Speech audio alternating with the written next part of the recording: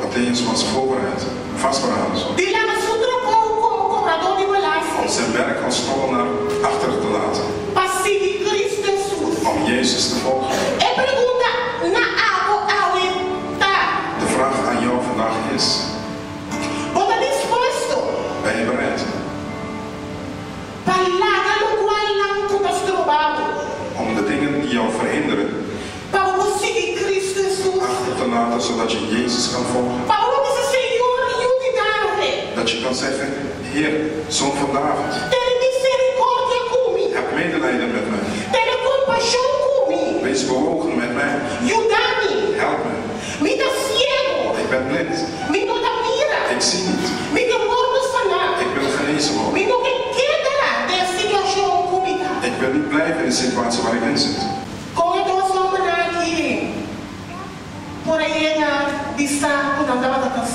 Hoe wist deze twee mannen dat ze blind waren? Want als je niet bij de punt komt dat je hulp nodig hebt, dan ga je geen hulp zoeken.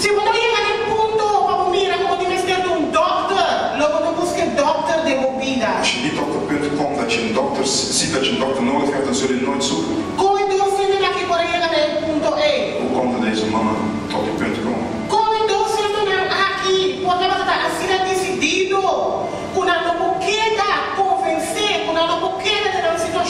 Hoe wist dat ze uit die situatie moesten komen? De verandering moet plaatsvinden in hun leven. Jezus kwam niet tot de wereld om spelletjes te doen. Hij is gekomen om te genezen, degene die genezen moet worden. Hij is gekomen met de functie om dokter te staan in ons leven. Om ons te bevrijden daar waar bevrijding moet plaatsvinden. Genezen daar waar genezing moet plaatsvinden. Om ons ogen open te doen waar wij in zijn. Als een vraag gesteld aan een blinde man.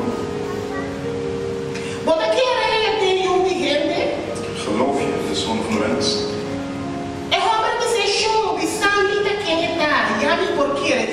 Zij antwoordt mij, zodat ik in hem kan geloven.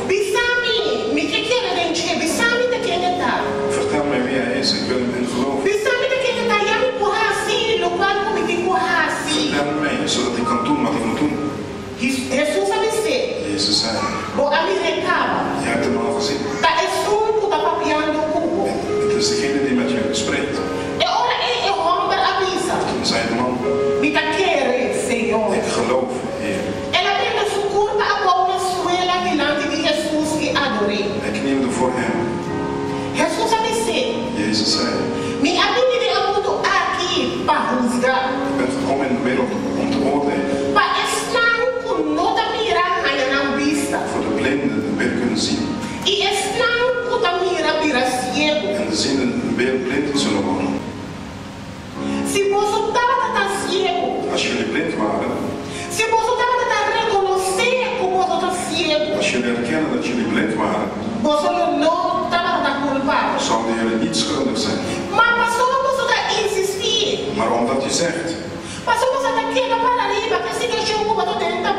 omdat je zegt de situatie waar je in verkeert dat het goed is, omdat je zegt dat je het toch ziet, blijf je schuldig. Vaak legt God mensen op ons pad. Mensen die zien, om ons te helpen die niet kunnen zien. Als je niet ziet, dan legt God mensen die wel ziet in jouw pad. God legt mensen die wel zien in jouw pad. Om jou te helpen om te zien dat jij blind bent. Om jou te helpen dat je inziet dat je iets meer nodig hebt. Dat je iets anders nodig hebt. Maar op het moment dat je blijft zeggen, dat je blijft opstaan, dat je kan zien, zeg het woord, je blijft schuldig. Waarom blijf je schuldig?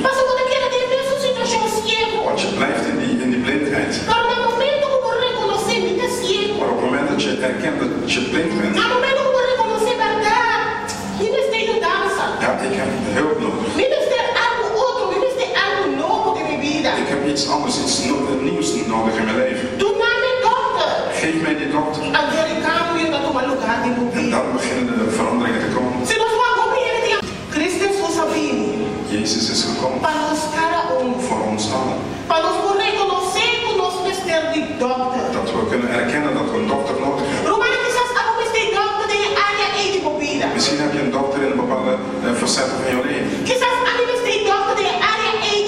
Misschien heb ik een dokter nodig in een bepaalde gebied van mijn leven. Iedereen is van bewust dat er niet iedereen tegelijk hoofdpijn heeft. Misschien hebben we iemand anders een ander probleem. Wat het probleem ook mag zijn. We hebben een dokter nodig. Dus met andere woorden, we hebben oplossing nodig in ons leven. We moeten verlangen, we moeten schreeuwen. Jezus, zoon van David. Heb medelijden met mij. En ondanks dat de mensen ons uitschreeuwen. Ondanks dat ze zeggen, hou stil. Als ze zeggen, ja, ik begrijp je niet, waarom heb je hulp nodig? Of dat je een stem tegen jou zegt, je bent goed zoals je bent. Dat je kunt stilstaan en zeggen, nee. Ik heb hulp nodig. Help mij, Heer. Help mij in dit gebied van mijn leven. Want ik weet dat je kind is gekomen met een doel hier op de wereld. Ik weet dat Jezus is gekomen. En dat hij bewogenheid heeft. Hij heeft bewogenheid met mij. Hij heeft medelijden met mij. Hij wil niet dat ik in een situatie blijf waar ik Jezus legde zijn hand op de ogen. Jezus raakte hun situatie aan. Jezus kan onze situatie ook aanraken.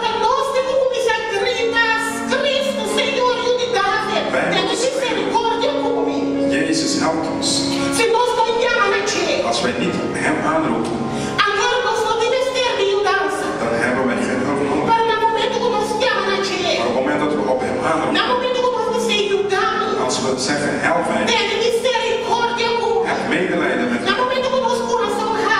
het moment dat ons hart open zegt het woord, hij zal ons hij zal ons ogen hij zal ons situatie aanraken met bewogenheid, met medelijden, want hij wil barmachtigheid. En het woord zegt ons, ze konden meteen zien, meteen konden ze zoiets zien, meteen konden ze zien. En ze volgden Jezus. Ze volgden degene die hem genezen. Ze volgden degene die hem bevrijd hebben. Dokter boven alle doktoren. Jezus is gekomen. Voor ons allen die herkennen die hem nodig hebben. We hebben hem allemaal nodig. We hebben allemaal een gebied in ons leven.